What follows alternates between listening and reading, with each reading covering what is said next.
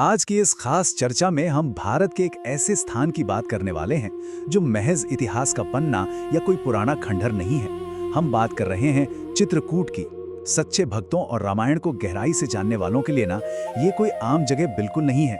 ये एक जीता जागता द्वार है जहां रामायण की कथा आज भी सांस लेती है, आज भी घटित होती है। दुनिया की नजरों में देखा जाए तो चित्रकूट बस एक टूरिस्ट स्पॉट हो सकता है, मैप पर एक डॉट जहां लोग छुट्टियां मनाने आते हैं।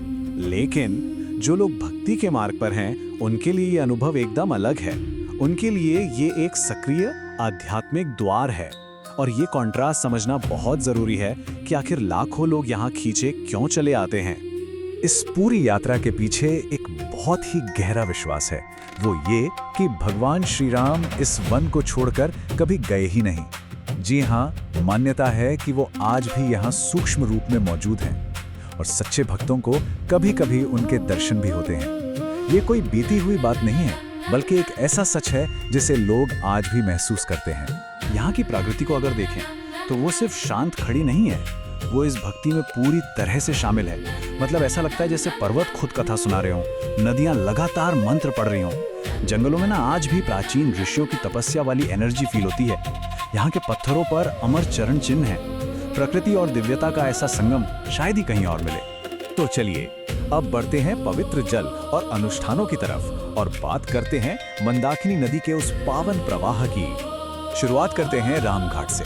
अब ये नदी का कोई साधारण किनारा नहीं है, ये वो जगह है जहां स्वयं भगवान श्री राम स्नान किया करते थे। जरा सोचिए, यहीं पर महान संत तुलसीदास जी को प्रभु के साक्षात दर्शन हुए थे।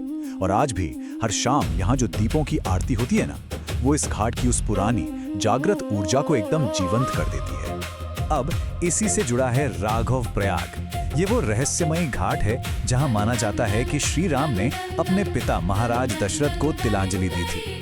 तो इसका मतलब ये हुआ कि चित्रकूट सिर्फ भगवान राम की कहानी नहीं है, ये हमारे अपने पूर्वजों से भी जुड़ता है।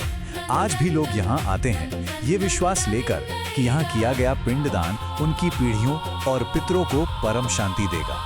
जल के किनारों से अब हम भक्ति के उस मार्ग की ओर चलते हैं जहाँ दिव्यता की परिक्रमा की जाती है। अब हम आते हैं पवित्र कामदगिरी पर्वत पर। यहाँ एक दिलचस्प बात है, तीर्थयात्री कभी इस पर्वत पर चढ़ते नहीं हैं, बल्कि वो परिक्रमा करते हैं, यानी इसके चारों ओर घूमते हैं। क्यों?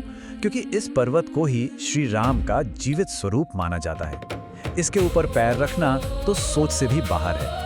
इसलिए पूरी श्रद्धा के साथ लोग इस 3 मील लंबे रास्ते को पैदल ही नापते हैं। और ये परिक्रमा कोई साधारण सैर नहीं है।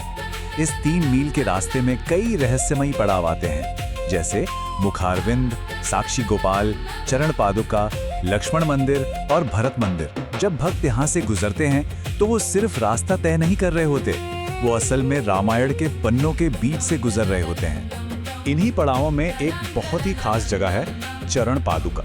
यहाँ की कथा बेहद भावुक करने वाली है। जब वन में भरत जी और श्री राम का मिलन हुआ तो कहते हैं कि उस पल की भावनाएं इतनी तेज थीं, इतना प्रेम था कि कठोर पत्थर भी पिघल गए और उसी पिघले हुए पत्थर पर प्रभु के चरण चिन्ह हमेशा के लिए अमर हो गए। ये दिखाता है कि सच्ची भक्ति भौतिक दुनिया के नियम भी बदल सकती है। अब एक रहस्य की बात करते हैं। चरण पादुका के पास ही 150 सीढ़ियों वाली लक्ष्मण पहाड़ी है। मान्यता है कि वनवास के समय लक्ष्मण जी यहीं से पहरा देते थे। लेकिन सबसे हैरान करने वाली बात यह है कि आज भी रात के गहरे सन्नाटे में यहाँ धनुष की टंकार जैसी आवाजें सुनाई देती हैं। क्या ये महज हवा का शोर है या कोई अदृश्य रक्षक आज भी इस पवित्र जमीन की रखवाली कर रहा है? ये वाकई सोचने वाली बात है। चलिए अब हम इस पवित्र धाम के कुछ ऐसे दिव्य रहस्यों और अनसुलझी घटनाओं की ओर बढ़ते हैं जो आज भी लोगों को हैरत में डाल देते हैं। स्फटिक शिला की कथा इसका एक बड़ा उदाहरण है। रामायण के अनुसार जब इंद्र के पुत्र जयंत ने कौवे का रूप लेकर माता सीता पर प्रहार किया तो श्री राम ने क्रोधित होकर महज एक घास के तिनके को ब्रह्मास्त्र बना दिया। जयंत बचने के लिए पूरे ब्रह्मांड में भागा, लेकिन आखिरकार उसे वापस लौटकर श्री राम के चरणों में ही गिरना पड़ा। आज भी यहाँ 2 विशाल शिलाएं हैं जिन पर वो चरण चिन्ह मौजूद हैं। और रहस्य यही खत्म नहीं होते।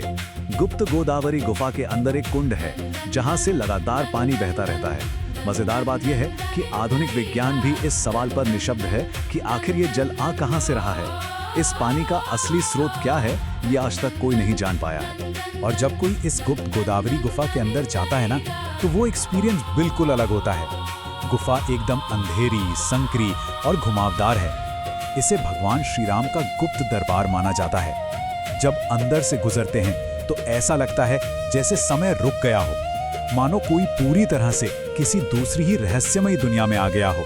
चित्रकूट के घने जंगलों में और भी गहरी शक्तियां मौजूद हैं, जैसे अनसुया आश्रम, जहां माता अनसुया की तपस्या इतनी शक्तिशाली थी कि उसने ब्रह्मा, विष्णु और महेश तीनों को बालक रूप में प्रकट होने पर मजबूर कर दिया।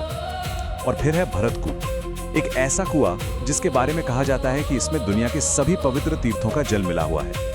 इन जगहों पर जो शांति है उसमें गजब की ऊर्जा महसूस होती है। लेकिन देखिए, हर रोशनी के साथ एक परछाई भी होती हैं। विराट कुंड को ही ले लीजिए। ये विराट राक्षस का छिपा हुआ समाधि स्थल है जो आज भी घने जंगलों के बीच है।